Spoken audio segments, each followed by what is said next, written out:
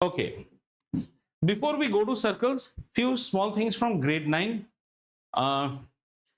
Equal chords are equidistant from the center, right? The line joining the perpendicular from the center to a chord bisects the chord. ये तो याद रखिए. Equal chords are equidistant from the center. Do you understand what I'm saying? अगर आपके chord में दो equal, एक ही circle में दो equal chord आप बनाते हैं, before going to the chapter, okay? What I'm trying to say is something like this. Suppose I have a circle और इस सर्कल में हमारे पास दो कॉर्ड है, एक ये कॉर्ड है और एक कॉर्ड ये ले लो.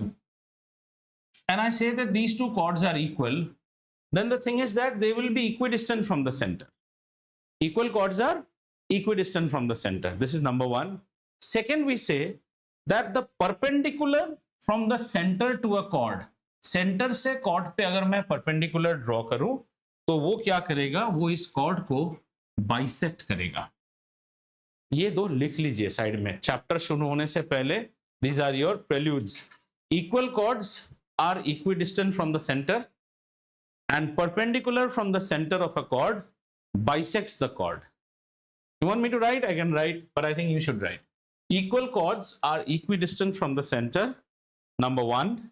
Number two, perpendicular from the center of a circle to a chord bisects the chord. और जैसे जैसे लिख रहे हो ना, उसके हिंदी में अपना मीनिंग भी समझ लो और अपनी comfortable language. If it is Swahili, then please understand it in Swahili also. दो समान कॉर्ड सेंटर से समान डिस्टेंस में होते हैं और अगर सेंटर से हमने कॉर्ड तक कोई भी परपेंडिकुलर ड्रॉ किया तो वो कॉर्ड को बाइसेक्ट करेगा. क्लियर बच्चा? ओके. अच्छा, समोसा नमस्ते एंड ट्राउजर वाला थ्योरम याद है? क्लियर? क्यों? वो भी बीच बीच में काम में आएगा ना. मैं बोला था लास्ट चैप्टर में कि ये सब दोबारा नहीं पढ़ाऊंगा, तो टाइम पास हो गया. अभी सेक्टर सेगमेंट पढ़ा था, कितना बार पढ़ाया था? Major arc, minor arc. ये है नमस्ते थ्योरम. याद आ रहा है? ये नमस्ते जैसा है ना. नमस्ते थ्योरम कहता है कि अगर ये एंगल थीटा है तो ये एंगल 2 थीटा होगा. Angle subtended bye an arc at the centre is twice the angle subtended by the arc at any portion on the remaining part of the circle. Clear बच्चा? अच्छा, इसका उल्टा वाला भी देख लेते हैं. ठीक है, अगर ये 2 थीटा है तो ये वाला एंगल कितना होगा? 4 थीटा होगा. उल्टे साइड से देखने से angle subtended by the major arc at the centre is twice the angle subtended by any part in the circle. ये भी क्लियर हो गया. ये गुड. ये वाला पोर्शन निकाल देता हूं और कुछ ऐसा बनाता हूं. देखो तो इसे मतलब कुछ ऐसा बनाता हूं.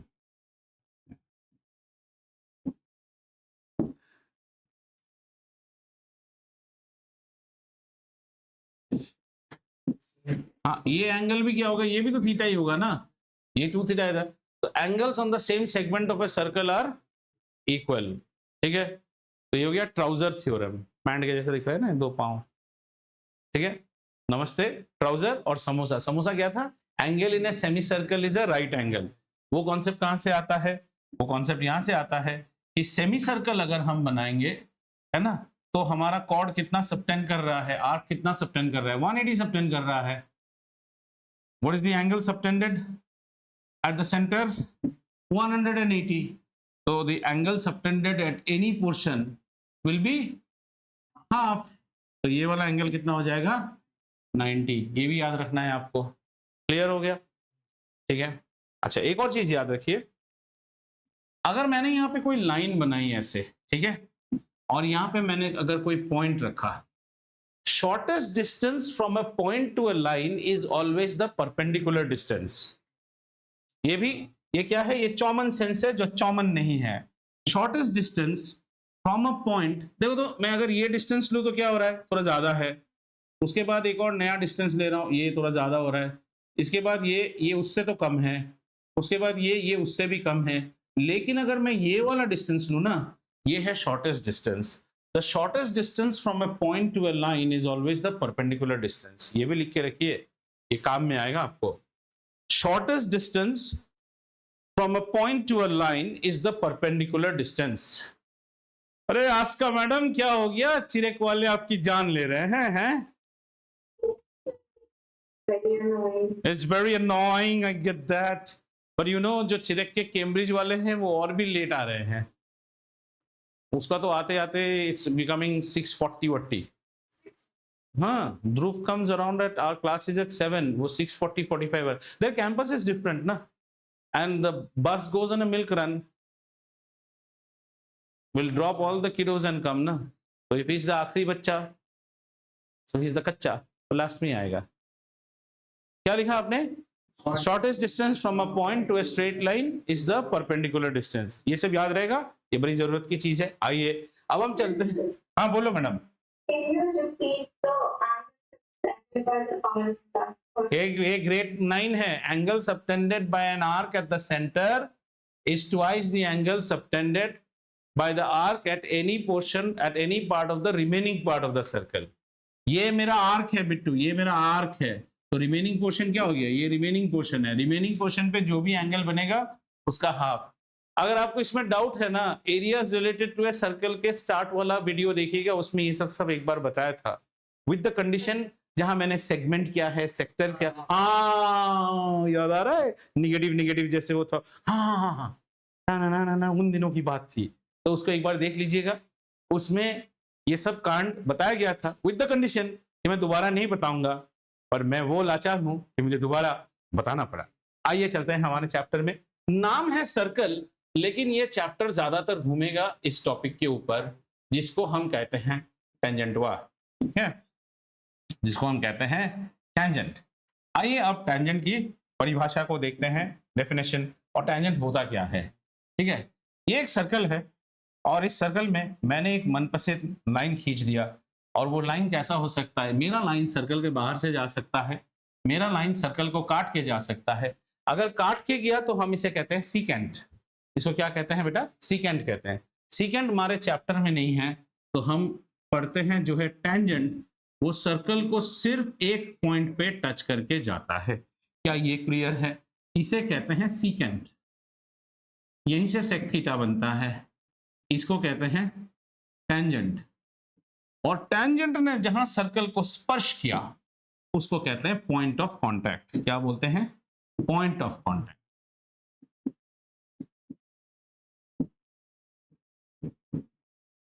क्लियर भाई साहब? ठीक है, एक सर्कल है, उसके ऊपर एक लाइन है। लाइन तीन तरह से सर्कल के बीच से जा सकता है, सर्कल के अंदर से जा सकता है, सर्कल को छू के जा सकता है, बाहर से जा सकता है। इन ग्रेड 10 हमारे को इसी से मतलब है। कितना आसान हो गया। चलो, तो is there any ambiguity with tangent? No. इसलिए कभी कभी हम लिटरेचर में कहते हैं यार what he said it went like a tangent through my head. Tangent मतलब आपको जस्ट छू के गया पर आपके दिमाग में घुस नहीं पाया। ज्यादातर जो मैं क्लासेस लेता हूँ, आशका मैडम जैसे बैठ रहे थे ना, टेंजेंट छू के जाता है, घुसता नहीं है दिमाग में, तो टेंजेंट है। चलिए इसको आगे देखते हैं। हाँ बोलिए सर। उसको बाहर लाइन बोलते हैं बेटा, बाहर लाइन, आउटलाइन या कुछ भी बोल दो, उसे मतलब नहीं है ना बेटा।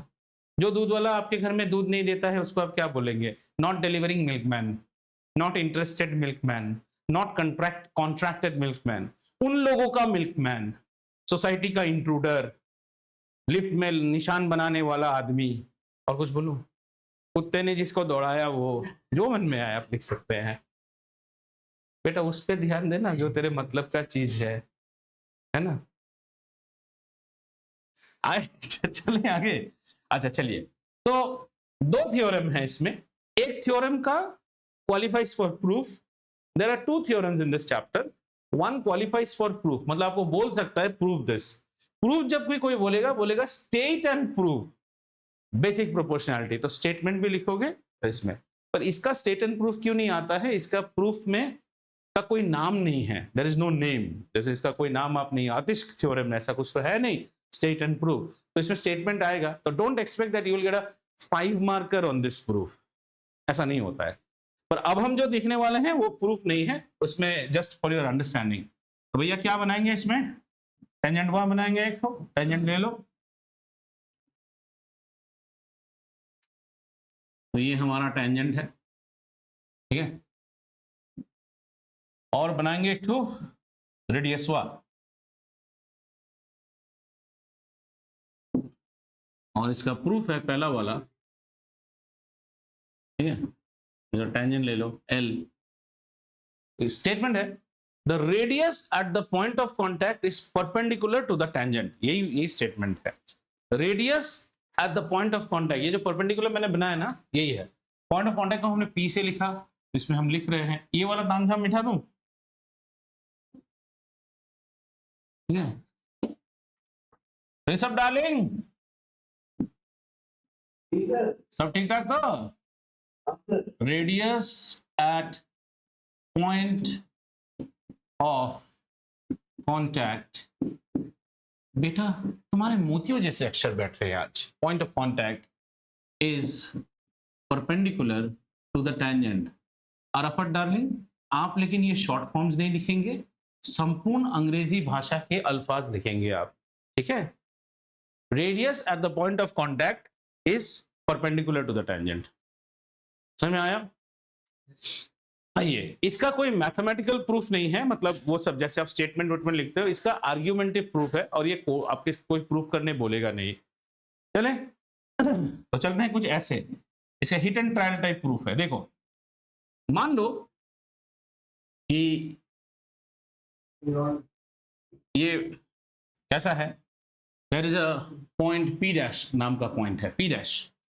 Now P dash is obviously not the radius, right, and P dash is not the radius, तो फिर इसका तो सवाल ही नहीं आ रहा है, पी डैश बाहर है। अब मान लो there is the point P dash is inside the circle, ऐसा भी हो सकता है, पी डबल डैश है, ये पॉइंट है, then this will no more be a tangent, it is a secant, so p double dash does not qualify। p dash अब हमें प्रूव करना है कि op जो है वो परपेंडिकुलर है, तो इसको कैसे प्रूव करेंगे। इसको प्रूव करने का तरीका है, अभी अभी जो लिखा उसका कन्वर्स सोचो। अगर कोई लाइन किसी पॉइंट से परपेंडिकुलर है तो वो सबसे छोटा लाइन होना पड़ेगा, तो हमें ये प्रूव करना है कि इस अरेंजमेंट में OP इज द स्मॉलेस्ट। तो देखते हैं, let's say we have a line which is OP, and OP is what? P is your point of contact. So point of contact is a unique point which touches the circle in only one point. That means no other point in this line touches the circle. Do you agree? So if we take a point P dash, then P dash is no more our point of contact, because point of contact is a point which has to touch the circle and the tangent ना। ये जो P point है, P point बेटा should be common to both the circle as well as the tangent। इतना मानते हो कि नहीं? P dash तो सिर्फ लाइन पे है, टेंजेंट पे है, सर्कल पे तो है ही नहीं, तो ये पॉइंट ऑफ कांटेक्ट है नहीं। Moreover, if you see the triangle orientation, अगर हम देखें, OP dash is always longer than OP. We are not saying it's a right angle triangle. We have to prove that it's a right angle triangle. So what we do, we take another point, but still we are outside. So gradually, if we give this logic, we will say that there exists only one point OP where P is common to both circle and tangent, and that should be the shortest distance, because anything from OP is a longer distance by geometry, which confirms that OP is the smallest distance, and the smallest distance from a point to a line is always the perpendicular distance, which means that this angle P is 90 degree. ये कोई आपको proof करने बोलेगा नहीं, आपको बस आपके logic से आना चाहिए कि ये 90 डिग्री होता क्यों है, क्योंकि अगर P पॉइंट अंदर है तब तो वो सीकेंट है। Everyone understood this? If P point is inside, it's a secant. If you are taking any other point, this distance OP dash is bigger than OP। How? By geometry. OP dash is bigger than OP by geometry. अगर आप angle भी देखोगे, ये angle से बड़ा है, तो side opposite to a bigger angle is bigger. Similarly, you start reducing and you find that every such point is outside. So there exists only one and only one point P at which the distance is found to be minimum, and the minimum distance from a point to a line is always the perpendicular distance. ये हो गया, लेकिन ये हमको बहुत use में आएगा ये थ्योरम, ये प्रूफ करने नहीं देता है, पर it will be the backbone of many problems, ये याद रखने का है, ठीक है। चैप्टर से अभी तक आपने एक ही चीज सीखा, that the radius at the point of contact is always perpendicular. Radius to the at the point of contact is perpendicular to the tangent, ठीक है। अब अगला वाला प्रूफ जो हमें प्रूफ करने को आता है, बहुत ही आसान, बहुत ही आसान, और वो प्रूफ कुछ ऐसा है, tangents drawn from an external point of a circle are equal in length. ठीक है,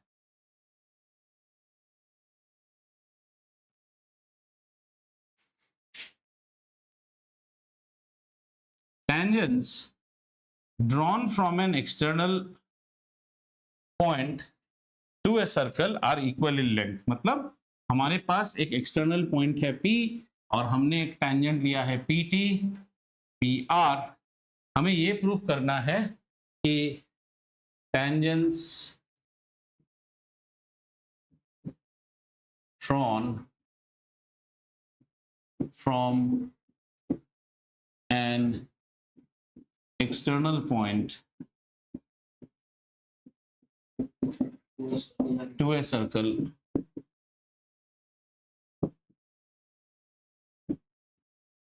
are equal in length.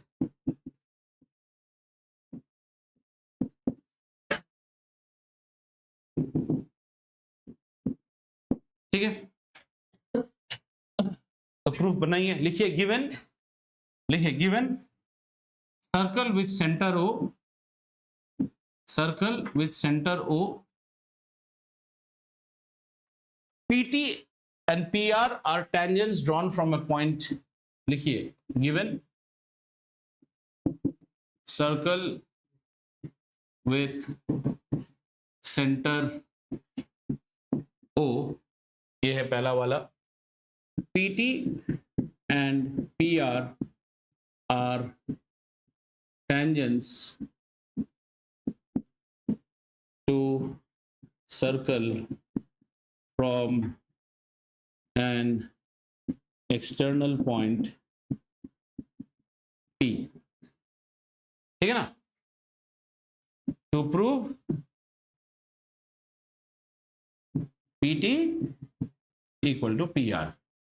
ठीक है, कुछ कंस्ट्रक्शन वहां कर लेंगे, इसमें ज्वाइन करेंगे, दोनों रेडियस बनाएंगे, OT OR और OP, तीन चीजें ज्वाइन कर लेंगे. भाई साहब ज्वाइन करा लो, भाई साहब जल्दी से बना लीजिए, OT OR एंड दिस. और ये जो ढांचा अभी बनेगा ना, इसको भाई साहब दिमाग में डाल लीजिएगा ताकि निकले नहीं. तो हम क्या कर रहे हैं यहाँ पे, join radius OT OR number 1, number 2 join OP. ठीक है, ये सब हो गया हमारा. अब हम प्रूफ देखेंगे. Proof, consider triangles. अब ट्राइंगल लिखने का जो पैटर्न है वो आपको ठीक रहना चाहिए. हम सेंटर से लिख रहे हैं O, फिर परपेंडिकुलर ले रहे हैं T और फिर ले रहे हैं P एंड ट्राइंगल ORP. दो ट्राइंगल ले लिए हमने.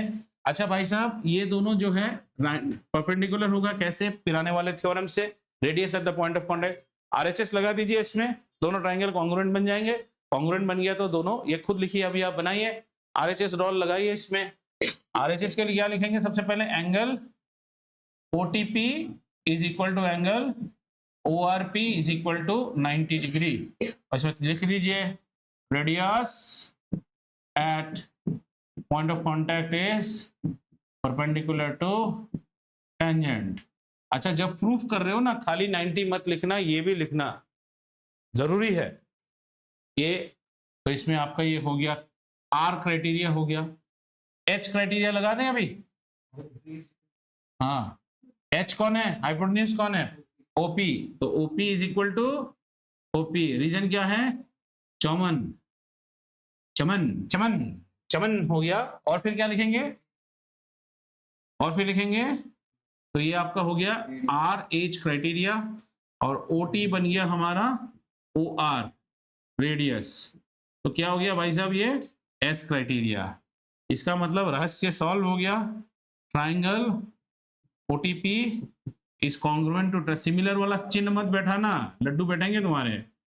सर सिमिलर करते करते सिमिलर बैठाया, कॉन्ग्रुएंट तो 8 और 9 में था सर, भूल गया. टीचर भी भूल जाएगा आपको. Therefore OT is equal to OR, RHS नहीं CPCT होता है वो. Corresponding part of congruent triangle. हाँ बिल्कुल लिखिए, मेरे से मिस्टेक हो गया, मैं आपसे माफी चाहता हूं। ठीक है, ये आता है प्रूफ, ये प्रूफ में क्वालिफाई करता है। 10 में 2 ही प्रूफ क्वालिफाई करता है, एक ये और एक बपटा। लेकिन बपटा में नंबर ज्यादा आता है क्योंकि इसमें बोलेगा स्टेट एंड प्रूफ, क्योंकि उसमें स्टेटमेंट लिखना आना चाहिए। इसमें तो स्टेटमेंट आपको खुद देगा, tangents drawn from an external point of view, तो थोड़ा सा नंबर कम आ सकता है, 4 नंबर में दे सकता है आपको। RHS is the criteria by which RHS congruence. How do you say it is congruent? SS? Huh? Two sides and one angle. Then you which two sides and one angle? The angle should be included, na? If you want to use SAS, then it should be this and 90. But this, so you are not aware as of now, it is equal or not. PT equals to PR? हाँ OT लिखा गया, अच्छा हाँ sorry, PT equal to PR, वही तो proof करना है ना, sorry PT equal to PR, यही तो प्रूफ करना था। हो गया। अब इसके बाद हम प्रॉब्लम्स करेंगे, लेकिन प्रॉब्लम करने से पहले एक सिनेरियो को स्टडी करेंगे। हाँ ये वाला ढांचा भाई साहब एकदम याद रखिएगा, ठीक है। अब नहीं पता बेटा, 3 दे सकता, 4 दे सकता, नहीं भी दे सकता है, दिल किया तो 5 भी दे सकता है। आपका कर्म करते रहिए, गीता कहता है ना, फल की चिंता मत कीजिए। आप ये थ्योरम समझिए, उसको लिखना जरूरी है। 3 दिया 2 दिया, उससे हमें क्या। अच्छा, अब हम 2 सिनारियोस देखेंगे जो सबसे ज्यादा यूज होता है। RHS as a similarity is not taught to you in grade 10, which was earlier taught. Similarity में आपने SS पढ़ा है, ASA पढ़ा है, RHS नहीं पढ़ाया जाता है, पर RHS सिलेबस में भी लिखा रहता है, there is a problem in circle, जहां RHS का यूज होता है। तो अब हम क्या करेंगे, एक सिनारियो देखेंगे और उस सिनारियो, 2 सिनारियो देखेंगे, ये 2 आप जरा याद कर लीजिएगा, इससे ही मैक्सिमम प्रॉब्लम सॉल्व हो जाते हैं। चले आइए कुछ सिनारियोस देखते हैं, और अभी डायग्राम बनाने से ज्यादा है, पहले चीज को समझो, समझना बहुत जरूरी है, समझना बहुत जरूरी है। आइए बड़ा करके बना रहा हूं, ठीक है।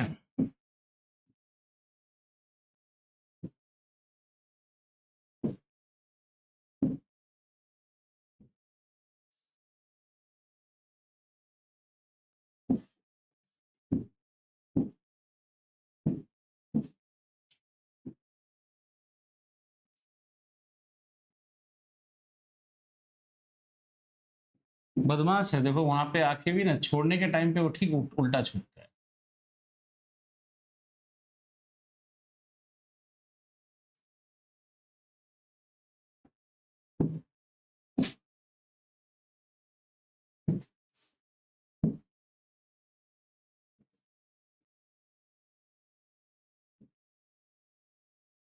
यहां तक तो आपको पता ही है भाई साहब, ठीक है।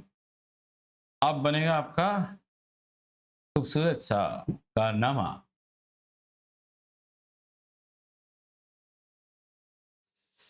आपके पास जो डायग्राम आ सकता है ना, वो डायग्राम, एक मिनट,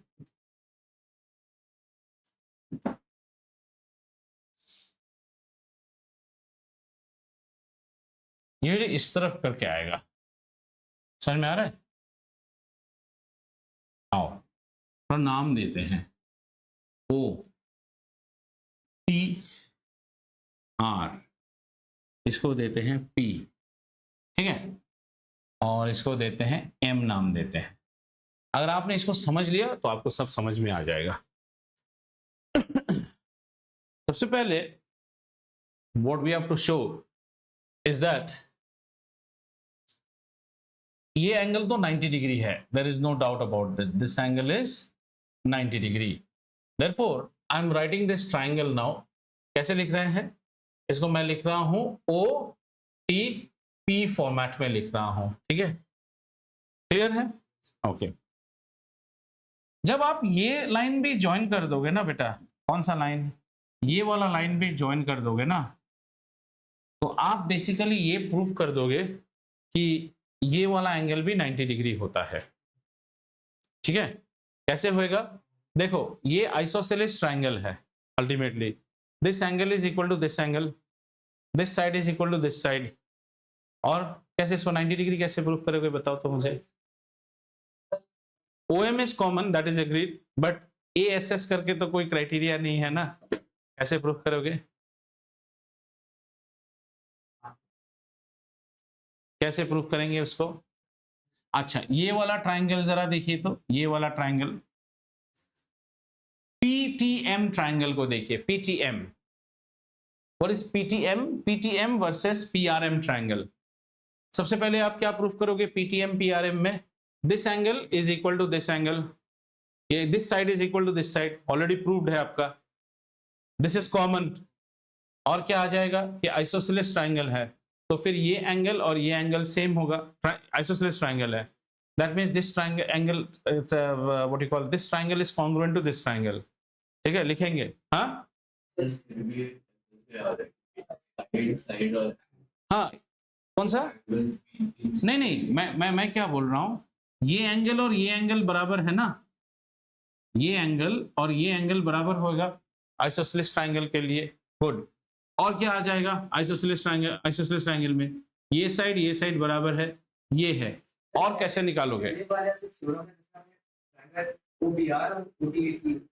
इक्वल लिया था, हाँ हाँ, तो एक और तरीका हम देख सकते हैं, वो तरीका क्या है, ये देखो, वो तरीका है कि अगर हम इस ट्राइंगल को देखें, ये बड़ा वाला ट्राइंगल देखें इस तरह से, उसमें ये एंगल और ये एंगल भी इक्वल आएगा, these two angles, अगर ये एंगल इक्वल है, this angle is equal to this angle, then this is an angle bisector, and an angle bisector of an isosceles triangle is also a perpendicular bisector, ये याद है कि नहीं। अच्छा, आपको बड़ा वाला में जाने की जरूरत नहीं, what I'm trying to say, let's focus, ये चिल्ड्रन एक एक करके आप लिखेंगे, और मैं अभी लिखेंगे नहीं, अब आप पहले देखिए, पहले देखिए, फिर एक एक फाइंडिंग, क्योंकि हर एक प्रॉब्लम में कुछ ना कुछ ऐसा फाइंडिंग होगा, OMT triangle and triangle OMR, ये दोनों ट्राइंगल में देखिए, ठीक है। Now first thing is, do you think that the entire triangle OTR is isosceles, ये आप एग्री करते हैं, ओके, ये आइसोसेलेस है, ये लाइन को भूल जाइए थोड़ी देर के लिए, ये आइसोसेलेस है, number 1, any dispute on this one, no. Before this you proved, आपने क्या प्रूव किया था, triangle OTP is congruent to triangle ORP, अगर ऐसी बात है तो angle TOP should be equal to angle ROP, ठीक है ना। अगर इसको मैं यहां पे डालूं तो इसका मतलब मैं कह सकता हूं, when I put this here then I can say OM is angle bisector, can I say or not, and OM is angle bisector को अगर मैं आइसोसेलेस में पुट करूं तो मैं ये भी कह सकता हूं OM is परपेंडिकुलर बाइसेक्टर। भाई साहब ये फाइंडिंग ना याद रखो, और इससे आप क्या निकाल सकते हो, तामा इक्वल टू मारा and angle OMT equal to angle OMR equal to 90 degree. भाई साहब समझ में आ रहा है, किसको समझ में नहीं आया बोलो, यहां तक किसको समझ में नहीं आया, दैट मीन्स ये 90 डिग्री है, ये 90 डिग्री, ये और ये बराबर होते हैं। एक बार देखिए डायग्राम, फिर आप लिखेंगे इसको और बनाएंगे, ये चीज बहुत सारे प्रूफ में आपको जरूरत पड़ेगा।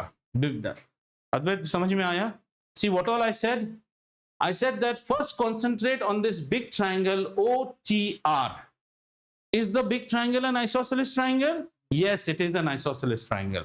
Hold it. Then my initial triangles OTP and ORP are congruent triangles. I have already proved. If that be the case, this angle should be equal to this angle. That means OM is an angle bisector. If OM is an angle bisector, then OM is an angle bisector in an isosceles triangle. So it should also be the perpendicular bisector. है ना, isosceles triangle. Equilateral triangle में भी ये hold करता है. That means हमारा जो ये एंगल है ये 90 डिग्री है और ये दोनों इक्वल है. क्या आप संतुष्ट हैं? ये फाइंडिंग बहुत जरूरी है हमारे लिए. ठीक है. Now what you do, you please try to write it in your own language. Try to write it in your own language and remember, अगर कभी जरूरत पड़ा तो ये एंगल भी इस एंगल के बराबर है. ये आइसोसेलेस ट्रायंगल है. ठीक है ना. अब अगर ये 90 डिग्री है चिल्ड्रन, तो ये भी 90 डिग्री होएगा, वर्टिकली ऑपोजिट एंगल, और ये भी 90 डिग्री होएगा. इसका मतलब PM is perpendicular to PR and PTR is also an isosceles triangle. That means this angle is also equal to this angle. मतलब वैसे भी वो congruent है तो है ही, लेकिन ये भी रिवर्स से भी आप कर सकते हैं. इतना सब आप थोड़ा लिख लीजिए तो, और कहीं भी फंस रहे हो तो मुझे बुलाओ. हमारा मेन काम अभी भी शुरू नहीं हुआ है.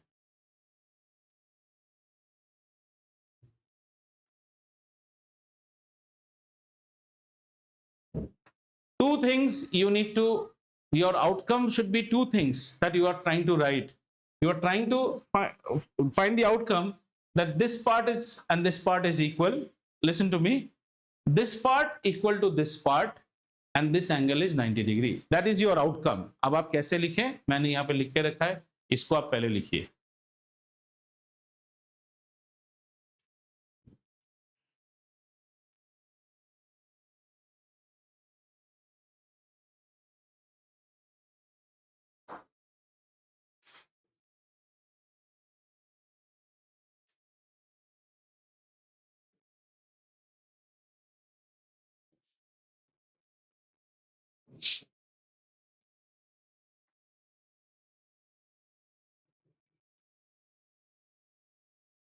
ये बहुत सारे बुक्स में ना इसको डायरेक्टली 90 लेके सॉल्व कर देगा. Then your heart will cry, sir who said it is 90?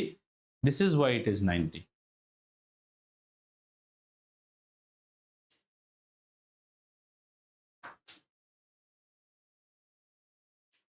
Anyone has any doubt? Do not hesitate. हाँ बोलो सर.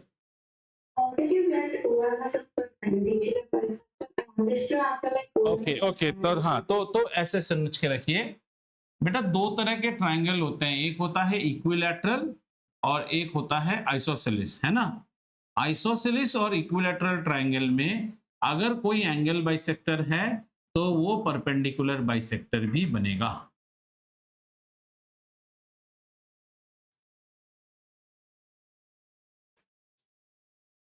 फिर आप पूछोगे सर ये आपने कैसे प्रमाण किया? देखो ये भी प्रमाण दे सकते हैं आपको. कैसे प्रमाण किया कि ये परपेंडिकुलर आइसोसेलेस है, ये एंगल बराबर, ये एंगल भी तो इसके बराबर है दोनों ट्रायंगल में, और ये साइड इस साइड के बराबर. ASA से दोनों कॉन्ग्रुएंट हो गए. ASA से दोनों कॉन्ग्रुएंट हो गए तो this angle plus this angle is same, plus they are on a straight line. Same means XX. 2x is equal to 180 degree, so x should be equal to 90 degree. बैठो घुसियो. Second बना कि नहीं? क्या tangent में है अभी भी? आन्या समझिंग? अच्छा आज आन्या किसके इंटरनेट कनेक्शन में हो? बाजू वाले के? क्या एकदम क्रिस्टल क्लियर 180 HD में फोटो आ रहा है आपका? नहीं सर, अच्छा दूसरा था. मतलब आपका प्रॉब्लम लैपटॉप में है, इंटरनेट में नहीं है. बाजू समझ में आया? जी सर. बहुत अच्छी बात है.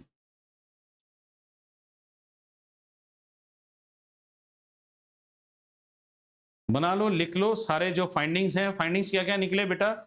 ये एंगल 90 बनता है और ये दो हाफ हाफ होता है. यही तुम्हारी फाइंडिंग है. चेंज करूं मैं स्लाइड को? जब तक तुम लोग लिख रहे हो मैं एक और फिगर बना लेता हूं फटाफट. ठीक है. इसी फिगर पे ही काम करना है. मैं सिर्फ बड़ा सा सर्कल बना रहा हूं फिर से, ताकि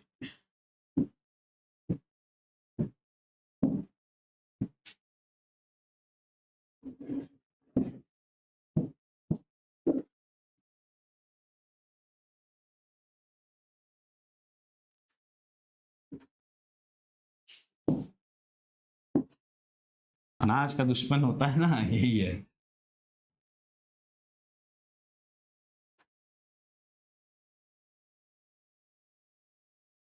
हाँ बढ़िया। दीपांशु सोच रहा था नहीं बैठेगा। हाँ, गिद्ध के अभिशाप से गाय थोड़ी मरता है, समझेगी नहीं। दीपांशु तब से सोच रहा है मत बन मत बन मत बन गया। अच्छा ये वाला लाइन ड्रॉ नहीं करेंगे, हम क्या करेंगे, हम अभी इसको इतना तक ही रखेंगे, ठीक है। आ जाइए। और ये लाइन कहां तक जा रहा है, ये लाइन बेसिकली जा रहा है यहां लंकापुरी तक, ठीक भाई साहब। तो ये है P, ये हो गया हमारा O, ये हो गया हमारा M, ये हो गया T, और ये हमारा R। क्या चीज मिला भाई साहब अब तक, ये जो है 90 डिग्री है और यहाँ पे ये 90 है। अभी ना हमें खेल खेलना है, सिमिलैरिटी का खेल। किसका खेल, सिमिलैरिटी का खेल। क्या आपको दो राइट एंगल ट्राइंगल दिख रहे हैं, एको बड़का एको बड़के के अंदर छुटका, इन दोनों में सिमिलैरिटी का खेल खेलेंगे। तो पहले बड़े वाले को लिखते हैं। बड़े वाले को कैसे लिखोगे बताओ, ट्राइंगल कैसे, क्या फैशन में लिखना चाहते हो, लिख लेते हैं OTP लिख लेते हैं, एंड ट्राइंगल। अब समझ जाना, अब समझ जाना, OTP, ठीक है। तो सबसे पहले देखो बड़े वाले में हाइपोटेन्यूज कौन सा है, OP हाइपोटेन्यूज है, और हाइपोटेन्यूज फैला हुआ है, OP फैला हुआ है, बीच में कुछ घुस रहा है। तो छोटे का हाइपोटेन्यूज कौन है, OT। अच्छा अभी एक और बात आता है, T पहले लिखूं या O पहले लिखूं, वो भी एक बात आता है, ठीक है ना। तो इसमें हमने O लिया और T पे परपेंडिकुलर है, ठीक है। तो T पे परपेंडिकुलर बना है और हाइपोटेन्यूज O लिया है। हाँ मजेदार, वो भी एक सोचना पड़ेगा। तो चलो इसको हम पहले क्या करते हैं, OT लिखते हैं थोड़ी देर के लिए, बीच में घुसना पड़ेगा ना, इसका हाइपोटेन्यूज ये है। अच्छा नेक्स्ट क्या है, नेक्स्ट है परपेंडिकुलर कौन है और एक बेस कौन है, ठीक है। अच्छा छोटा वाला परपेंडिकुलर कौन है बड़े वाले ट्राइंगल में, OT। तो हमारे ट्राइंगल में छोटा वाला परपेंडिकुलर कौन है, OM। अच्छा बड़ा वाला परपेंडिकुलर कौन है, बेस कौन है, PT। P से T जा रहे हो, P से T जा रहे हो, ठीक है। तो हम, और T कहां पे है, T पे 90 बन रहा है। तो हमारा होना चाहिए, अगर आप P से T जा रहे हो तो हमारा होना चाहिए T से M आ रहे हो, क्योंकि M पे देखो कैसे पढ़ते हैं, P से T जा रहे हो, T पे 90 डिग्री है, तो हमारा that line is this line. Now question is whether it should be MT और TM। P से T गया जो कि 90 है, तो T से M आया जो कि 90 है, T से M आया, हमारा ओरिएंटेशन करेक्ट है। अगर ये चीज गलत लिखोगे पूरा क्वेश्चन गलत बनेगा। एक बार फिर से सोच लो कैसे मैंने लिखा, have you understood. If you don't write this in proper order your all findings will go wrong. अगर आप जैसे भी आपको कोई भी टेक्निक इजी लगता है, मैं तो हमेशा सोचता हूं first write the hypotenuse, then write the 90-90 position. इसका हाइपोटेन्यूज क्या था, OP, इसका हाइपोटेन्यूज OT, इसका 90 पोजीशन कहां पे है, T पे, इसका 90 पोजीशन M पे है, करेक्ट है हम लोग। चले so we will apply R, तो RHS से दोनों सिमिलर हो गए, two triangle, this two triangles are similar, ठीक है। अब इसमें सिमिलैरिटी क्राइटेरिया बिठाओ। क्या क्या सिमिलैरिटी क्राइटेरिया क्या होता है, ratio of two corresponding sides are always equal. तो आ जाओ बड़े वाले का हाइपोटेन्यूज लेते हैं, बड़े का हाइपोटेन्यूज लेंगे तो छोटे का भी हाइपोटेन्यूज लेना पड़ेगा। अब बड़े का हाइपोटेन्यूज आपने कैसे लिया, P से T तक लिया, वो पॉइंट तक जहां पे आपका 90 बन रहा है, P से T, नहीं ये हाइपोटेन्यूज नहीं है ना, ये तो गलत हो गया। हाँ देखो PO, PO, ठीक है। नहीं कुछ तो गलत हुआ है, कौन सा, AA नहीं, RHS में they are always similar, there is no question about it, these two are what do you call two triangles and they are similar triangles. End of the day, if you see this angle is common and two are 90 degree. I am not questioning on the similarity. I am saying you are not yet conversant with RHS ratio लेना. RHS आपको similar triangle में सिखाया नहीं जाता है. ये दोनों triangle तो सिमिलर है, ये कॉमन एंगल है ना, और दो 90 है, तो triangles are similar. Got it? We are trying to put the RHS criteria because they also have a right angle ना. Are you getting it? So अभी RHS में जब आप दोनों ट्राइंगल को लिखते हो, आप फिर से देखो तो लिखने का ऑर्डर करेक्ट है कि नहीं. मुझे ठीक नहीं लग रहा है. फिर से देखो, आपने पहले क्या लिखा? OP. OP लिखा, तो इसका हाइपोटेन्यूज किसको लिया? OT. गुड. और बीच में आपने TP. TP इस ट्राइंगल के लिए इस TP is starting from the perpendicular and ending at the vertex. यहाँ पे M is starting at. हाँ ठीक है, okay. Now let's take its hypotenuse. इसका हाइपोटेन्यूज क्या है बेटा? PO. अगर आप यहाँ पे PO लिए हो तो इसका हाइपोटेन्यूज क्या होना चाहिए? PO. बिना देखे इसका हाइपोटेन्यूज TO होना चाहिए. आपको देखने की जरूरत नहीं है अगर आपका नेमिंग करेक्ट है. देखो TO हाइपोटेन्यूज है. अब किसी के साइड के साथ रेशियो खेल लो, किसी भी साइड के साथ, because they are similar triangles ना. किसके साथ खेलोगे? So you have taken the hypotenuse. Let's take it with PT. यहाँ पे PT लिया, PT. यहाँ पे क्या होगा? TM. Very good, you have got it. और एक साइड के साथ रेशियो लो तो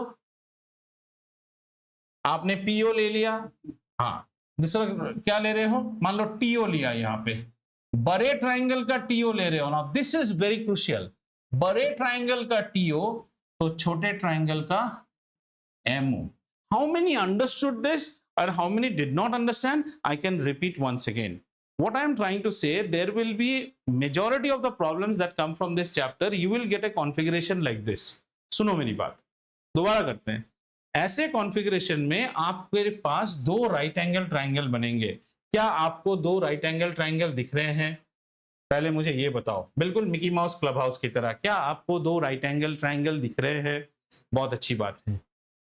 क्या वो दोनों ट्राइंगल सिमिलर है? कैसे आप सिमिलर बोलेंगे? छोटा वाला ट्राइंगल में एक 90 डिग्री है, बड़ा वाला में भी एक 90 डिग्री है. ए हो गया. दोनों में एंगल O कॉमन है, तो AA यानी कि तीसरा एंगल बराबर होना ही पड़ेगा. तीसरा एंगल कौन है? तीसरा एंगल है ये जो एंगल है ना, ये एंगल इस एंगल का बराबर होना ही पड़ेगा बाय सिमिलैरिटी क्राइटेरिया. मतलब दोनों ट्राइंगल तो सिमिलर है, लेकिन इन दोनों ट्राइंगलों में एक और खासियत है कि दोनों राइट एंगल ट्राइंगल भी है. तो ऐसे केस में हम RHS सिमिलैरिटी को अप्लाई कर सकते हैं, राइट हाइपोटेन्यूज एंड साइड. और सिंपल सिमिलर ट्राइंगल के रूल्स अप्लाई कर सकते हैं. सिमिलर ट्राइंगल के रूल्स क्या हैं? Ratio of corresponding sides are always equal. ठीक है, तो हमने क्या किया? पहले ये ओरिएंटेशन को लिखा. क्या ये ओरिएंटेशन लिखना समझ में आया? अब हम पहले सबसे पहले ऊपर हाइपोटेन्यूज लिख रहे हैं. इस साइड देखो, ये बड़ा वाला ट्राइंगल है, बड़े का हाइपोटेन्यूज कौन है? OP है. और फिर आपको फिगर देखने की जरूरत नहीं, आपने OP लिया ना, उसी ओरिएंटेशन से, सॉरी, आपने PO लिया ना, उसी ओरिएंटेशन से TO लोगे आप. हाइपोटेन्यूज ओवर क्या देख रहे हो? PT. Don't look at the figure. PT. So we will put TM. TM. Hypotenuse over PT. PT. TM. Third side हमने यहां पे लिया. When you are going to the third side, बड़े ट्राइंगल के लिए आप OT ले रहे हो, बड़े ट्राइंगल के लिए OT. How is the orientation of OT? O to T. So move from O to M. तो हमने क्या लिया था? TO. TO, इसलिए हमने यहाँ पे क्या लिया? MO. ये राइटिंग करेक्ट होना चाहिए. Is this understood? और ऐसे ही आप प्रॉब्लम को कर पाओगे और फिर आपको साइड निकालना है. क्या इसके एप्लीकेशन वाला प्रॉब्लम देख लें अभी? Anyone has any doubt till now? एक प्रॉब्लम देखते हैं जो इसी के ऊपर, आप देखो मत, मैं ड्रॉ करूंगा और वो प्रॉब्लम करते हैं. चलो ठीक है, आप मत देखिए, आप देखने से आप कैरिड अवे होंगे. I don't want that. Book में सर्कल है ही नहीं है. बट नॉनसेंस है क्या, ट्रायंगल के बाद ही सर्कल आना चाहिए ना, ऐसा क्यों, स्टैटिस्टिक्स आ गया, इस किताब में छापा ही नहीं है, surface area and volume, area is related to circle, उससे पहले सर्कल, ऐसा क्या घोर अन्याय है। हाँ है, मिलेगा ही मिलेगा, नहीं तो ऐसा हो ही नहीं सकता है। चलो अब ये प्रॉब्लम को मैं बना रहा हूं, ठीक है, आपको प्रॉब्लम दिया है, कुछ कुछ नेमिंग्स चेंज होंगे, हाँ बेटा कुछ नेम्स चेंज होंगे, कुछ नेम्स चेंज होंगे, और ये सब मैं मिटा दिया, अब आप खुद करोगे इस प्रॉब्लम को, और ये कॉमन प्रॉब्लम है कि what you call in pre board, इसको पी दिया, प्लीज प्लीज टेक्स्ट बुक मत खोलिए, टी दिया और इसको आर कर दिया, ठीक है, और इसको क्यू कर दिया, ठीक है, और ये भी मिटा देता हूँ, ये भी मिटा देता हूँ, ये भी मिटा देता हूँ,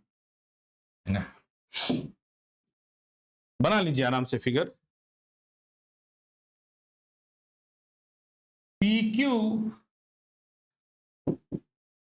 PQ की लंबाई है 8 सेंटीमीटर, समझे हैं, और किरकिल का रेडियस है, रेडियस करके लिखा, हाँ अब आप खुद बना लीजिए कहाँ वो नंबर बनेगा, रेडियस है 5 सेंटीमीटर, ठीक है, PNQR पॉइंट है, आपको TP का लेंथ निकालने बोला है, TP का लेंथ, लेकिन जब आप करेंगे इस प्रॉब्लम को ऐसे सुनो, फटाक से वो सब लिखते मत देना, सारा तथ्य जो 5 नंबर का प्रॉब्लम बनता है ये बनने से सब कुछ लिखना है, तो ओरिएंटेशन समझ में आ रहा है, अल्टीमेटली खेल सिमिलर ट्रायंगल का होगा, लेकिन nobody told you where is a 90 degree, nobody told you it is bisecting, all those तथ्यs you have to write first। तो आपके लिए आप क्या लिखोगे, रेडियस का मतलब आपके लिए बन गया OP, ठीक है ना, तो फर्स्ट आपको ये फर्स्ट स्टेप आपका जो बनेगा, step number 1, you have to arrive that PR is half of PQ which is equal to 8 centimetre, इसका तर्क दीजिए आप, is equal to 4 centimeter, sorry, you have to first come at this,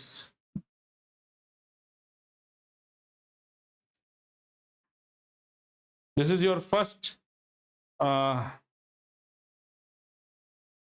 statement that you have to provide,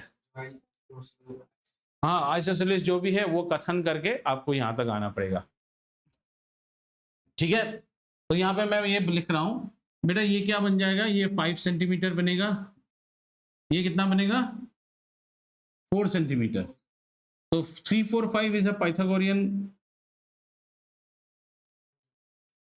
3 4 5 is a Pythagorean triplet ना, तो ये वाला बन गया आपका 3 बन गया, ठीक है, तो छोटा ट्रायंगल में तीनों साइड नोन है, बड़ा ट्रायंगल में क्या नोन है बेटा, ओनली वन साइड नोन है 5 सेंटीमीटर वाला, आपको क्या निकालने दिया है, TP निकालने दिया है।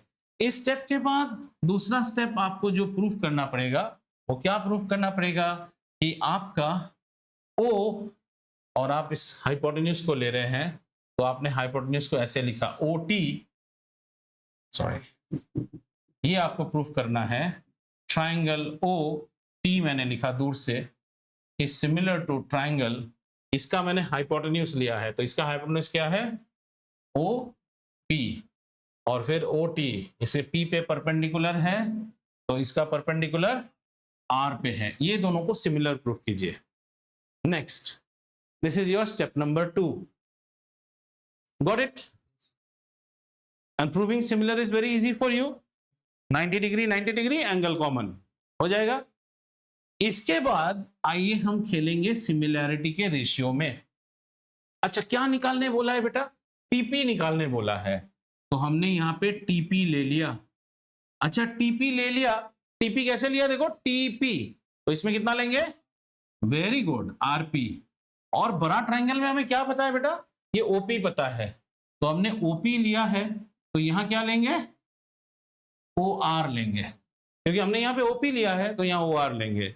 देखो तो तुम्हें सब कुछ पता है कि नहीं, ये ससुरा मुझे नहीं पता, OP की वैल्यू है 5, ये मुझे पता है, और RP रुद्र प्रताप ये है 4, और OR पूरी बाबा वो है 3, आ गया तुम्हारा, 20 डिवाइडेड बाई 3, 3 6 जा 18 और फिर 3 6 जा 18, 6.66666 का आ जाएगा आपका आंसर। ठीक है, तो 20 डिवाइडेड बाई 3 आंसर। लेकिन इसको डायरेक्टली तुम करोगे ना, थोड़ा सा ग्रैंड मदर रिमेम्बरिंग सीन होता है कि कैसे बन गया। सो ये इसका ना पूरा रेड कलर से सुंदर पेन से, टाइम है बेटा हमारे पास, स्टेप्स को पहले बनाइए, ये स्टेप और उसके बाद ये स्टेप। अगर आपको याद नहीं आ रहा है तो पहला वाला स्टेप हम कहां से निकालते थे? आइसोसेलेस से निकालते थे। दूसरा वाला स्टेप कहां से निकालते थे? 90 और एक क्या था? एंगेलो, 90 एंगेलो। तो इससे हो गया ए। और उसके बाद आरएचएस लिखने की जरूरत ही नहीं है, 2 सिमिलर ट्राइंगल्स और सीधा आप सिमिलर ट्राइंगल्स का रेशियो ले, आरएचएस लाने की भी जरूरत नहीं है। 6.33, 6.66, 67। मेजर प्रॉब्लम्स इस ढांचे पे ही बनेंगे, इसके अलावा और कुछ नहीं होता है। नहीं तो और थोड़ा छोटा प्रॉब्लम दे देगा। छोटा प्रॉब्लम कैसा देगा पता है? ये वाला पार्ट नहीं देगा, ये वाला पार्ट नहीं देगा, आपको ये दे देगा, prove that this is, find the length of this, 8 centimetre देके बोलेगा find the length of this. तो उसके लिए आप क्या करोगे? जस्ट पहला वाला पोर्शन प्रूफ करने से हो गया, और इसके साथ एक और पार्ट दे देगा, prove that tangents drawn from an external point are equal. तो इस प्रॉब्लम को कैसे बनाएगा? Prove that TP equal to T R, first part, and second part में आपको बोलेगा thereafter show that P R is equal to 4 centimetre. यह भी एक प्रॉब्लम बनता है। TP is equal to T Q, हाँ, और टी आर मतलब हमारा आर वहीं पे रहता है ना हर साल। TP equal to T Q मतलब आपको थ्योरम प्रूफ करने बोल रहा है, thereafter show that P R is equal to 4 centimetre. और बाकी जितने प्रॉब्लम हैं तुम एक बार में कर लोगे सर्कल में, कोई टेंशन की बात ही नहीं है। एंगल के प्रॉब्लम्स देंगे तो काफी, बाकी में कोई प्रॉब्लम नहीं, this will be all easy. अच्छा, एक और आता है, क्वाड्रिलैटरल आएगा। अच्छा हाँ, इंस्क्राइब्ड सर्कल वाला, वो भी उसका ढांचा थोड़ा एक दिखा रहा हूं, वो अगले क्लास में करके हम लोग सॉल्व एग्जांपल करेंगे। कुछ ऐसा एक और प्रॉब्लम आता है, ये अभी नहीं करेंगे, अगले क्लास में करेंगे। इसमें क्या करेगा? एक क्वाड्रिलैटरल को इसके ऊपर इंस्क्राइब कर देगा, ठीक है।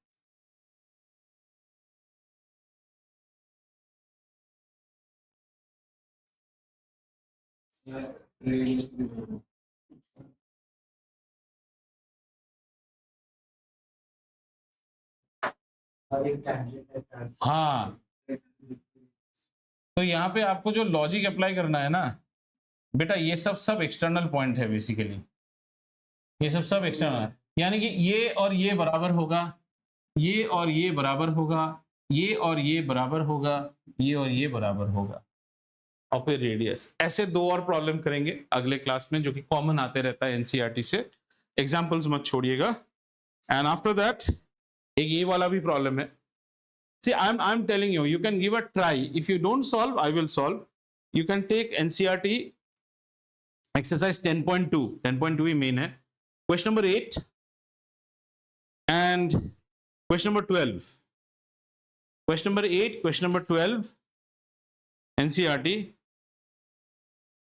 Example 3, example 2.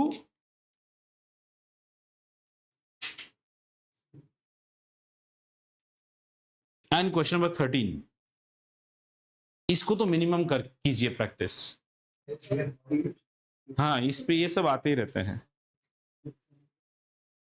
दोबारा बोलूं, एग्जाम्पल 3, एग्जाम्पल 2 एंड 3, उसके बाद है 8, उसके बाद 12, 13, 8, 12, 13।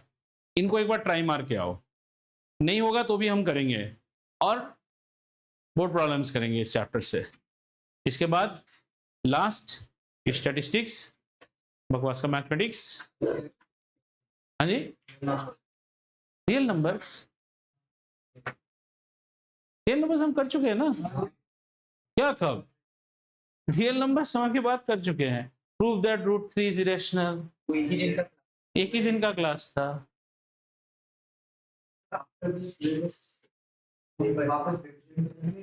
मैथ्स में और रिवीजन नहीं करेंगे, मैथ्स में हम सीधा पेपर सॉल्विंग, मतलब इसके बाद आप पेपर करोगे मेरे यहाँ रोज। हाँ, उस टाइम पे आप you will be needed to bring a computational device. ठीक है, अभी स्टैटिस्टिक्स कर लेंगे, उसमें टेक्निक सिखा देंगे, बस उसके बाद